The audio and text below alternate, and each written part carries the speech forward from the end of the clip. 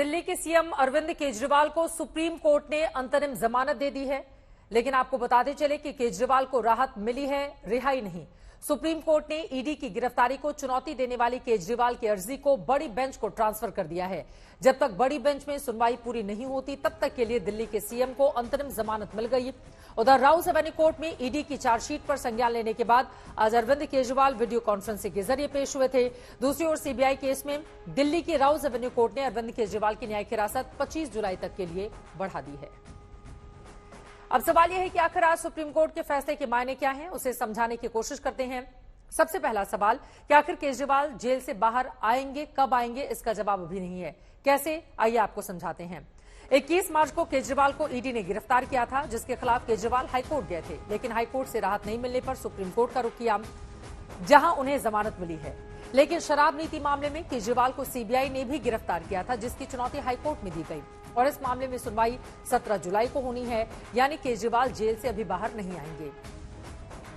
अब सवाल यह है, सुप्रीम कोर्ट का फैसला केजरीवाल के लिए कितनी राहत देने वाला है। तो आपको बताते चले, मामला शराब नीति से जुड़ा हुआ है। ऐसे में सुप्रीम कोर्ट के फैसले के बाद केजरीवाल का पक्ष मजबूत दिखता है, जिसका कहीं न कहीं असर हाईकोर्ट में होने वाली दलीलों पर भी पड़ेगा। ऐसे में केजरीवाल की जमानत की उम्मीदें हाईकोर्ट में भी बढ़ सकती हैं। उन शर्तों को भी देख लेते हैं जो सुप्रीम कोर्ट की ओर से रिहाई के लिए केजरीवाल के सामने रखी गई हैं। मुख्यमंत्री कार्यालय और दिल्ली सचिवालय का वो दौरा नहीं करेंगे, आधिकारिक फाइलों पर तब तक हस्ताक्षर नहीं करेंगे जब तक कि ये आवश्यक ना हो। केस को लेकर कोई बयान या टिप्पणी नहीं करेंगे। किसी गवाह या केस से जुड़ी फाइल तक उनकी पहुंच नहीं होनी चाहिए। अंतरिम जमानत को बड़ी बेंच की ओर से बढ़ाया या वापस लिया जा सकता है। इसके अलावा पीएमएलए के कठोर प्रावधानों और एजेंसी की असीमित ताकतों पर भी कोर्ट के फैसले से अंकुश लगता हुआ दिख सकता है। कोर्ट ने साफ कर दिया है, केवल पूछताछ या आरोपी का समन का जवाब न देना ही गिरफ्तारी का आधार नहीं हो सकता। अदालत ने यह तय कर दिया है कि पीएमएलए की धारा 19 के तहत जांच अधिकारी के पास असीमित अधिकार होते हैं। वो केवल किसी के बयान के आधार पर गिरफ्तार कर सकते हैं या नहीं, ये फैसला अब बड़ी बेंच के पास चला गया है। केजरीवाल को लेकर सियासत जारी है। आम आदमी पार्टी से सत्य की जीत बता रही है, तो बीजेपी केजरीवाल को लगातार घेर रही है। मैं भारतीय जनता पार्टी को ये कहना चाहूंगी कि अपना घमंड खत्म करिए, अपना अहंकार खत्म करिए और बाकी पार्टियों के खिलाफ, लोकतंत्र के खिलाफ षड्यंत्र रचना बंद करिए।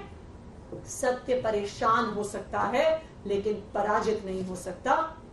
अरविंद केजरीवाल की ये जमानत आज पूरे देश के सामने ये साफ कर देती है कि अरविंद केजरीवाल सत्य के साथ खड़े थे, खड़े हैं और खड़े रहेंगे। सुप्रीम कोर्ट ने कहीं ना कहीं डायरेक्शन नहीं दी, लेकिन एक इशारा जरूर करा है।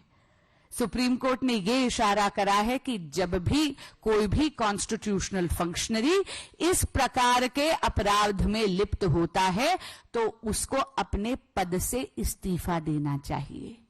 लेकिन माननीय मुख्यमंत्री अरविंद केजरीवाल जी इन्वेस्टिगेटिव एजेंसीज को गुमराह कर रहे हैं, अपने साथियों को भी लिप्त कर रहे हैं।